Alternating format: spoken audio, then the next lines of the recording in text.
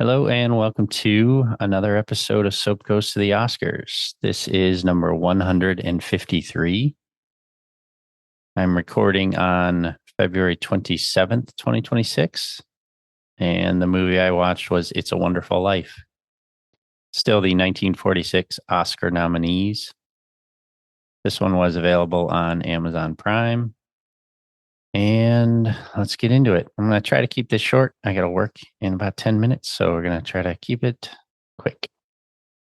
So, It's a Wonderful Life is a 1946 American Christmas fantasy drama film directed and produced by Frank Capra. It is based on the short story and booklet The Greatest Gift, self published by Philip Van Doren Stern in 1943, which itself is loosely based on the 1843 Charles Dickens novella A Christmas Carol.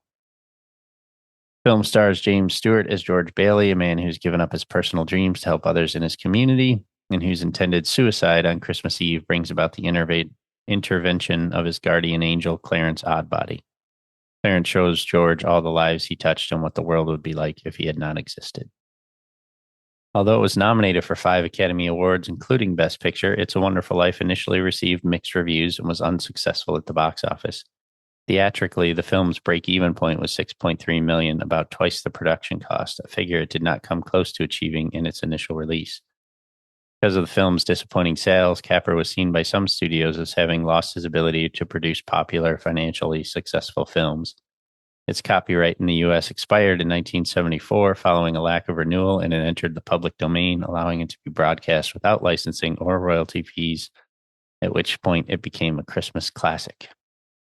It's a Wonderful Life is now considered to be one of the greatest films of all time and among the best Christmas films. It has been recognized by the American Film Institute as one of the 100 best American films ever made. It was number 11 on AFI's 1998 greatest movie list, number 20 on its 2007 greatest movie list, number 8 on its list of greatest love stories, and number 1 on its list of most inspirational American films of all time.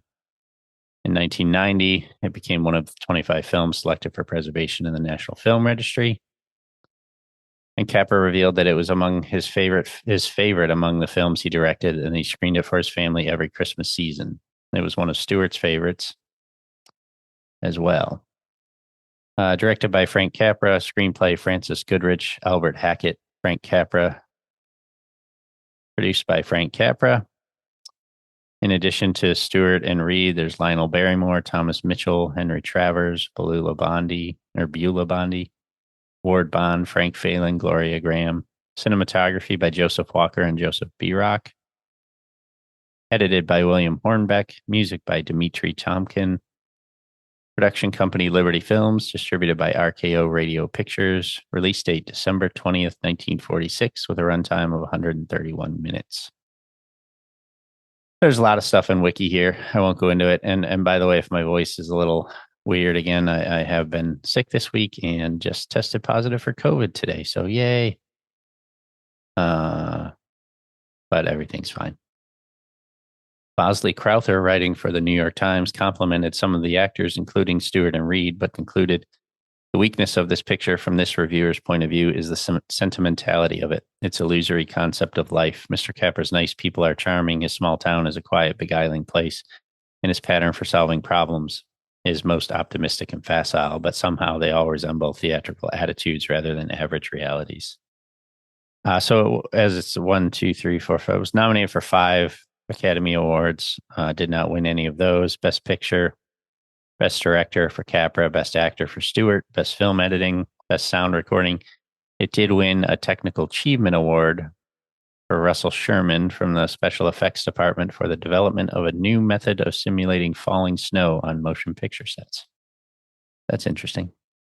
Oh, this is just kind of funny. So we watched this two Christmases ago, 2024. So, I was watching today, but like sort of in and out, a little bit. I've seen it a couple of times now. But one thing, when we went to watch it in 2024, we were at my in-laws and it was on Amazon Prime, and he picked one that was, I looked at the time and it was like, 25 minutes shorter than the normal time. And I was like, he started playing and I was like, hang on now. I was like, I don't think that's the right one. So, we looked it up and found out what it was, and they have a mention of it here. Says abridged version. An abridged version of the film was released in 2021 by Legend Films with 24 and a half minutes removed. The entire scene of George in the alternate Pottersville is excised, and as a result, drastically changes the ending of the film. This abridged version is the result of removing the scene based on The Greatest Gift by Philip Van Doren Stern, which has a different copyright than the film itself, allowing the film to be a rights free version for full access to the public domain.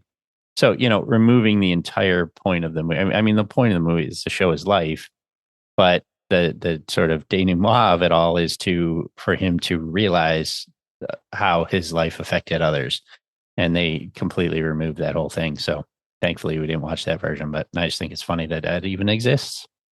So, anyway, I mean, 5 stars.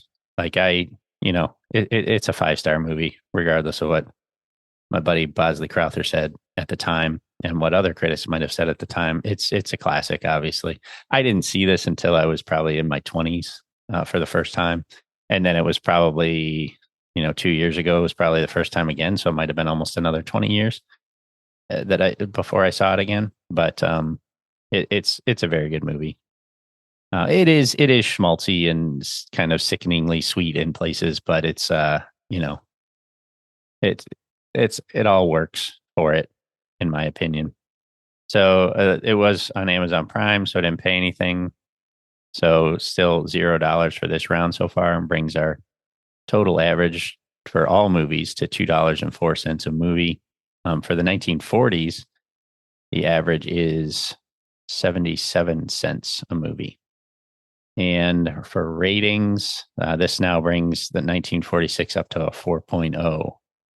We had threes for The Yearling and Henry V, and then a 5 for The Razor's Edge, and a 5 for It's a Wonderful Life. So up next is the winner. We'll see how that goes. See if it matches up with It's a Wonderful Life or Razor's Edge, in my opinion. And I'll see you next time.